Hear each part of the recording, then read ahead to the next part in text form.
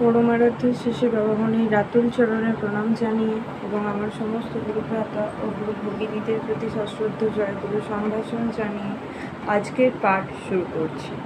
ওম অখণ্ড সংহিতা বা অখণ্ড মণ্ডলেশ্বর শ্রী শ্রী স্বামী স্বরূপানন্দ পরমহংসদেবের উপদেশবাণী পঞ্চম খণ্ড, ভগবৎ প্রাপ্তির পথ। তারপরে শ্রী শ্রী বাবামণি লিখিলেন, যারা সদ্গুরুর কৃপা পেয়েছে, ভগবানকে খুঁজে পাওয়ার পথ তাদের মিলেই গেছে। সদ্গুরু লাভই ভগবান লাভের অর্ধেক, কারণ সমস্ত দ্বিধা দ্বন্দ্ব, সমগ্র সংশয় সন্দেহ বিসর্জন দিয়ে নির্বিবাদে একটা পথ ধরে অবিশ্রাম চলতে না চাইলে তো আর ভগবান লাভ হয় না।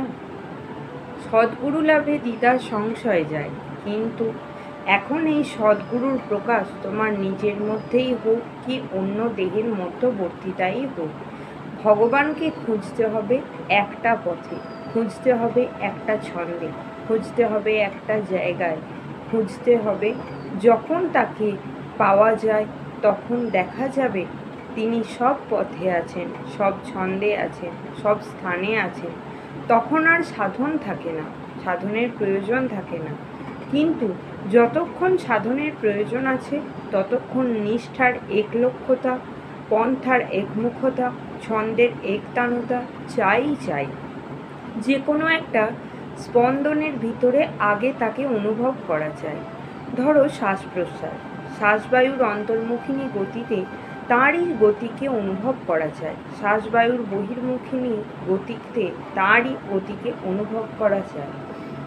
বিশ্ব ব্রহ্মাণ্ডব্যাপী অনির্বচনীয় বস্তু তিনি তোমার ক্ষুদ্র দেহভাণ্ডের প্রয়োজনে বচনীয় হয়েছেন, অনুভবযোগ্য হয়েছেন। এখন তুমি তাকে শ্বাস প্রশ্বাসের স্পন্দনরূপী লীলার মধ্যে আস্বাদন করতে চেষ্টা করো।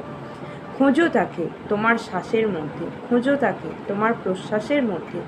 শ্বাস প্রশ্বাস যখন স্বাভাবিকভাবে বিরত হয়ে যাচ্ছে, তখন বায়ুর সেই স্তম্ভিত স্থির অবস্থাটির মধ্যেও ভগবানকে খোঁজ করো।